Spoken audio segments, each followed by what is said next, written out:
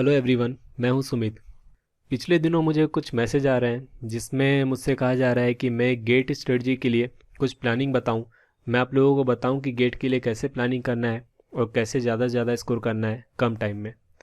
Personally मैंने कोई कभी स्ट्रेटजी नहीं बनाई अपने लिए, लेकिन मैंने 15 से 20 साल के पेपर के एनालिसिस किए और उसके अकॉर्डिंग मैं आपको बता सकता हूँ कि गेट में कैसे क्वेश्चन कन्वर्ट किए जाते हैं, किस टाइप के क्वेश्चन हैं जिन पे आप ज़्यादा फोकस करें तो ज़्यादा से ज़्यादा स्कोर किए जा सकते हैं। तो उसके बेस पे मैं आपको बताने वाला हूँ कि गेट की स्ट्रेटजी आप कैसे बना सकते हैं। तो यहाँ पे मैं आपको एक ओवरव्यू दे देता हूँ गेट का। गेट का जो एग्ज़ाम होता है वो होता है 100 मार्क्स का, जिसमें 65 क्वेश्चंस पूछे जाते हैं। उन 65 क्वेश्चंस में से 30 क्वेश्चंस होते हैं 1 मार्क्स के एंड 35 क्वेश्चंस होते हैं 2 मार्क्स के। और यहाँ पे हमारा जो टेक्निकल सेक्शन होता है वो होता है 85 मार्क्स का। 2013 से पहले जो गेट का एग्ज़ाम होता था वो फुल्ली टेक्निकल होता था। गेट 2013 से एक एप्टीट्यूड सेक्शन इंक्लूड किया हुआ है इसमें, जहाँ पे 15 मार्क्स के क्वेश्चन पूछे जाते हैं नॉन टेक्निकल सेक्शन से, और वो 15 मार्क्स के क्वेश्चन में पूछा जाता है इंग्लिश एंड जनरल एप्टीट्यूड। इसके बाद जो रिमेनिंग 85 मार्क्स के क्वेश्चन होते हैं वो पूछे जाते हैं हमारे टेक्निकल सेक्शन से, और यहाँ पे हमारा नॉन टेक्निकल सेक्शन है 15 मार्क्स का। अब यहाँ पे आपको कितने मार्क्स लेके आना है ये इम्पॉर्टेंट है। अगर मैं गेट की बात करूँ और पिछले 2 साल की बात करूँ स्पेशली ईसीई ब्रांच के लिए, तो वहाँ पे आप देखेंगे जो हमारे पीएसयू के कट ऑफ हैं वो कुछ कम हुए हैं। अब इसका क्या रीज़न है इस पे हम डिस्कस नहीं करेंगे। यहाँ पे हमें ये समझना है कि हमें कितने मार्क्स अचीव करना है एक अच्छे एनआईटी या एक अच्छे आईआईटी में एडमिशन लेने के लिए, या फिर किसी पीएसयू में सिलेक्ट होने के लिए। अगर मैं ईसीई ब्रांच की बात करूँ तो यहाँ पे जेटीओ का नोटिफिकेशन आपने देखा होगा, यहाँ पे अनाउंसमेंट किया हुआ है कि वो इस बार अपनी वैकेंसी फिल करेंगे गेट के थ्रू। तो यहाँ पे मेरा जो मानना है इस बार जो 60 to 70% मार्क्स होंगे वो सफिशेंट होंगे किसी भी अच्छे आईआईटी में एडमिशन लेने के लिए या फिर किसी पीएसयू में जॉब लेने के लिए। स्पेशली ईसीई ब्रांच के लिए मैं बात कर रहा हूँ यहाँ पे। तो यहाँ पे आपको सबसे पहले ये समझना है कि मुझे कितने मार्क्स लेके आना है। तो उसका आंसर है 50 to 70 मार्क्स। आई थिंक यहाँ पे 60 मार्क्स भी बहुत ज़्यादा होंगे क्योंकि जेटीओ की वैकेंसी बहुत ज़्यादा है। तो मुझे लगता है पर्सनली कि 50 to 70 मार्क्स सफिशेंट होंगे किसी भी अच्छे कॉलेज में एडमिशन लेने के लिए या फिर किसी पीएसयू में जॉब के लिए। तो अब यहाँ पे हमारा जो स्ट्रेटजी होगी वो होगी कि कैसे अचीव करें 50 to 70 मार्क्स। अब मैं यहाँ पे आपको बताता हूँ कि गेट में कितने कैंडिडेट होते हैं जो हर साल अप्लाई करते हैं। पिछले अगर 3-4 साल का आप देखें तो 1.5 to 2 लैक्स, जी हाँ 1.5 से 2 लाख स्टूडेंट्स हर साल अप्लाई करते हैं गेट के लिए। और इसमें से जो कट ऑफ निकाल पाते हैं उनकी संख्या होती है। इससे पहले मैं आपको कट ऑफ बता देता हूँ ईसीई के लिए। अगर आप पिछले 5 साल का पेपर देखें और उनके कट ऑफ देखें तो उनका कट ऑफ स्कोर होता है 25 मार्क्स। ये मैं जनरल कैटेगरी के लिए बात कर रहा हूँ। तो यहाँ पे जो स्टूडेंट 25 मार्क्स अचीव करता है उसकी रैंक होती है 30 to 35,000। तो मतलब आप यहाँ से कंपेयर करें तो जो गेट में जितने कैंडिडेट अप्लाई करते हैं उसमें से सिर्फ 20% कैंडिडेट ही कट ऑफ क्लियर कर पाते हैं। इसके बाद हम बात करें 25 to 35 मार्क्स की, तो यहाँ पे आप देखें और किसी स्टूडेंट से पूछें जिसके 35 मार्क्स स्कोर आए हुए हैं तो उसकी रैंक होती है अंडर 10,000। मतलब यहाँ पे जो कैंडिडेट अप्लाई कर रहे हैं उसमें से 7 to 8% ही कैंडिडेट होते हैं जो 35 से ज़्यादा स्कोर कर पाते हैं।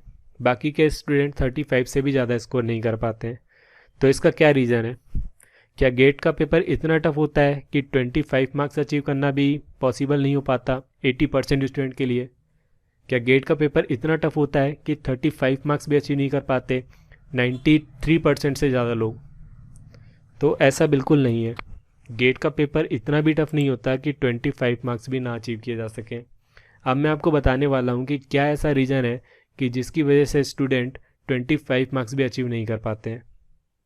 तो इसके लिए हम एक ग्राफ देखते हैं। यहाँ पे मैंने इस ग्राफ में क्वेश्चन की कैटेगरी शो की हुई है। अगर किसी भी कॉम्पिटिटिव एग्ज़ाम की हम बात करें तो किसी भी कॉम्पिटिटिव एग्ज़ाम में 3 टाइप के क्वेश्चन पूछे जाते हैं। पहला जो टाइप है हमारा वो है इजी टाइप के क्वेश्चन, एंड जो सेकंड टाइप है हमारा वो है मॉडरेट टाइप क्वेश्चन, एंड जो हमारा थर्ड टाइप है वो है हमारा टफ टाइप के क्वेश्चन। यहाँ पे मैंने पिछले 20 साल के पेपर की एनालिसिस करने के बाद क्वेश्चन को 3 कैटेगरी में डिवाइड किया हुआ है, और यहाँ पे मैंने ग्राफ में ये शो किया हुआ है कि हर पेपर में किस टाइप के क्वेश्चन कितने मार्क्स के पूछे जाते हैं। तो इस ग्राफ में आप देखें तो इजी टाइप के जो क्वेश्चन हैं वो पूछे जाते हैं 30 to 35 मार्क्स। हर पेपर में 30 से 35 मार्क्स के क्वेश्चन इसी कैटेगरी के होते हैं। इसके बाद आप देखें मॉडरेट टाइप के क्वेश्चन, तो यहाँ पे आप देख सकते हैं 35 to 50 मार्क्स के क्वेश्चन मॉडरेट कैटेगरी से पूछे जाते हैं। इसके बाद जो हमारे टफ टाइप के क्वेश्चन बचते हैं वो हमारे पूछे जाते हैं 25 to 35 मार्क्स।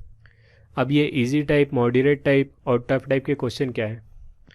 तो इजी टाइप के क्वेश्चन में मैंने उन क्वेश्चन को रखा हुआ है जो एक या दो कंसेप्ट पे पूछे जाते हैं, जिनमें कैलकुलेशन की ज़रूरत नहीं होती है, जिनमें हमें कोई भी पेपर वर्क नहीं करना होता है। ऐसे टाइप के क्वेश्चन जिनमें सॉल्व करने में हमें 1 मिनट से भी कम टाइम लगता है।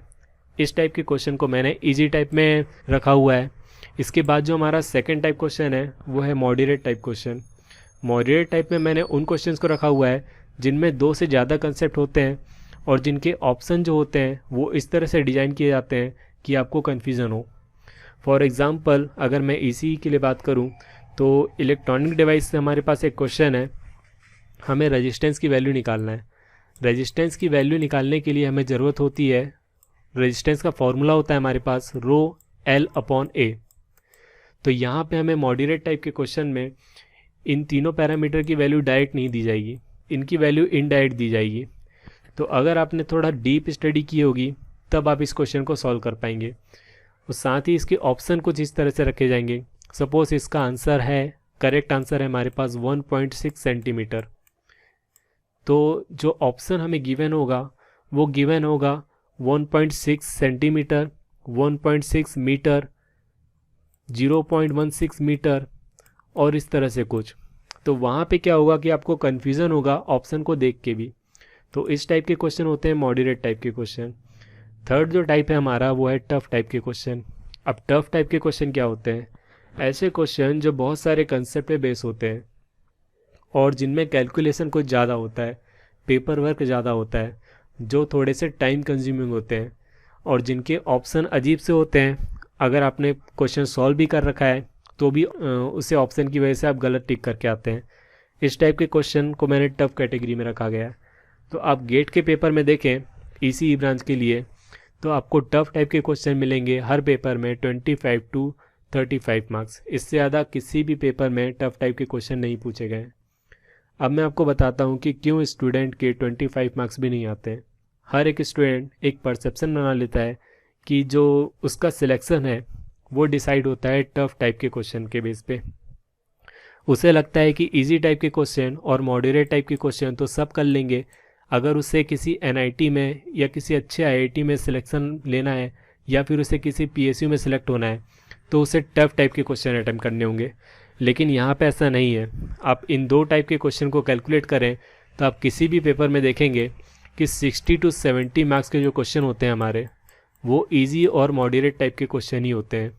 यहाँ पे टफ टाइप के क्वेश्चन का कोई रोल ही नहीं होता है। अगर आप टफ टाइप के क्वेश्चन को पूरी तरह से छोड़ भी दें और यहाँ पे अच्छी एक्यूरेसी के साथ क्वेश्चन अटेम्प्ट करें तो आप किसी भी अच्छे आईआईटी या फिर किसी भी पीएसयू में सिलेक्ट हो सकते हैं। तो यहाँ पे मैं आपको इसी ब्रांच के लिए सब्जेक्ट वाइज स्ट्रेटजी भी बताऊँगा आगे कि कौन से सब्जेक्ट में कौन से टॉपिक पे आप फोकस करें, कौन से टॉपिक से इजी टाइप के क्वेश्चन पूछे जाते हैं, कौन से टॉपिक से मॉडरेट टाइप के क्वेश्चन पूछे जाते हैं और किस टाइप से टफ टाइप के क्वेश्चन पूछे जाते हैं। ये सब्जेक्ट वाइज स्ट्रेटजी में बताऊंगा। उससे आपको ये समझ में आ पाएगा कि किस टॉपिक पे हमें ज़्यादा फोकस करना है और किस टॉपिक पे हमें कम फोकस करना है। तो अगर आपको ये वीडियो अच्छा लगा तो प्लीज़ मेरे चैनल को सब्सक्राइब कीजिए, इस वीडियो को शेयर कीजिए एंड इसे लाइक कीजिए। Thank you.